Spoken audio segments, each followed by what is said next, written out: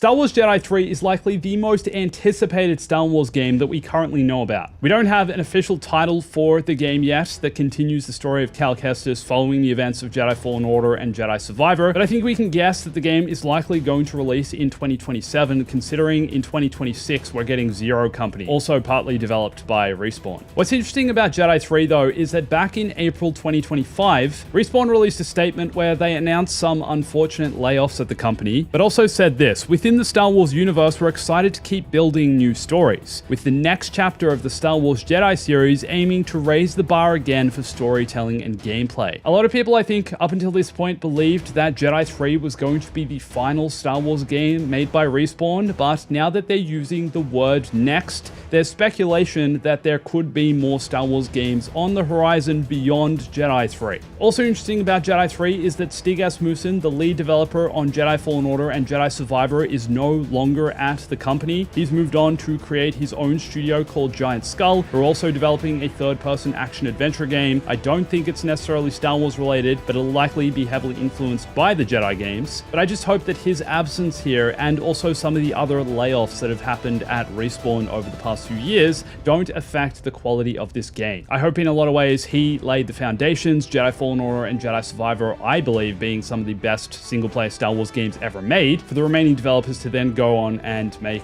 an epic third installation. These games are set between Revenge of the Sith and A New Hope, following the events of Order 66, following the downfall of the Republic and the Jedi Order. Cal is a Jedi in hiding, still on the run, still being hunted by the Empire and the Inquisitors, who are likely going to continue to hunt him and his friends in this game. My guess is he's going to be chilling somewhere with Merrin and also Cutter, who's Bode's daughter, potentially trying to rebuild some form of the Jedi Order in the shadows. A lot of question marks also about how they're going to evolve the gameplay and combat in this game. Jedi Fallen Order gave us both single and double-bladed lightsaber combat, with Jedi Survivor taking that to another level with single, double, dual-wield, heavy stance, and blaster-wielding gameplay. So where do they go from here? How do they evolve this? That I'm not so sure of. A lot of question marks also around whether Cal Kestis is going to survive, considering we don't really know anything of his character outside of the Jedi games. Does he survive? Is he around during A New Hope, Empire Strikes Back? Does he make it through the downfall of the Empire? Or is he going to meet his demise at the end of Jedi 3? Regardless of where they take this, I'm sure Jedi 3 is going to be heartbreaking in some way, as the previous two games have been some of the best storytelling done in the Disney era of Star Wars, in my opinion. And I'm sure this will be in the game, but I can't wait to see how many different ponchos Cal will be able to wear. Poncho.